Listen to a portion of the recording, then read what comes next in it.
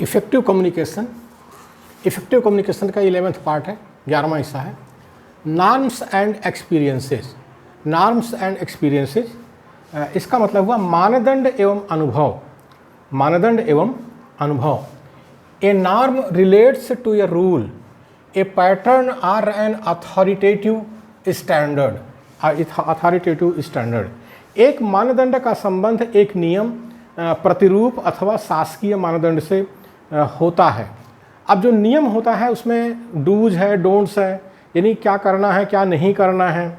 तो इस तरह के जो नॉर्म होते हैं उसका भी जो है इफ़ेक्टिव कम्युनिकेशन पर प्रभाव पड़ता है।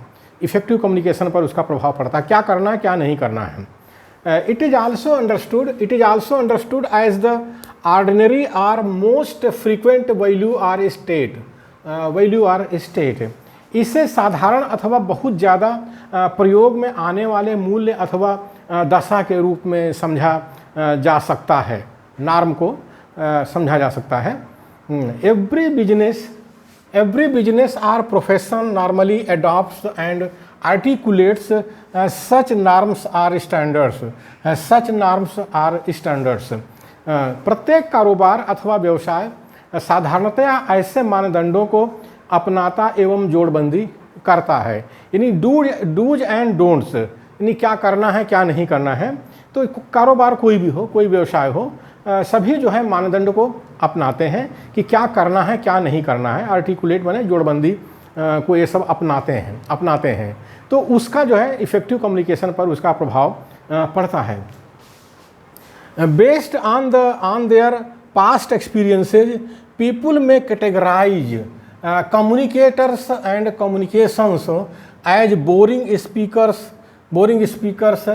impatient listeners, not very articulate, prone to exaggeration, evasive, contradictory, persuasive, well informed, insightful, etc. इसका मतलब ये होता है पिछले अनुभवों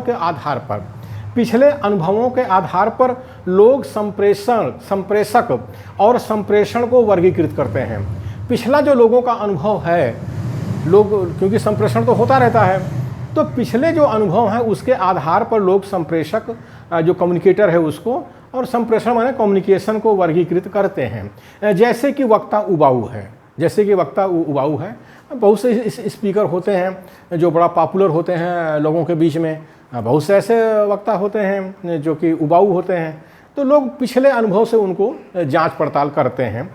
श्रोता अधीर हैं, जो लिसनर्स होते हैं इम्पेशेंट होते हैं, श्रोता उठ के जाने लगते हैं, सुनते नहीं हैं। और वक्तव्य सिलसिलेवार नहीं है। जो स्पीकर है उसका जो वक्तव्य है कंसिस्टेंट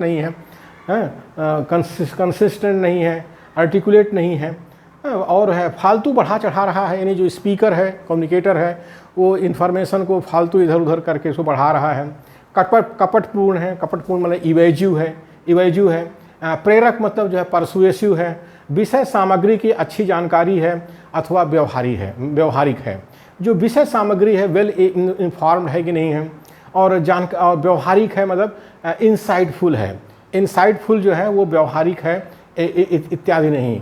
तो लोगों का जो अनुभव होता है कम्युनिकेटर को लेकर के और कम्युनिकेशन को लेकर के, उसके आधार पर भी लोग इस तरह से जो है वर्गीकृत करते हैं, और उस हिसाब से कम्युनिकेशन होता है।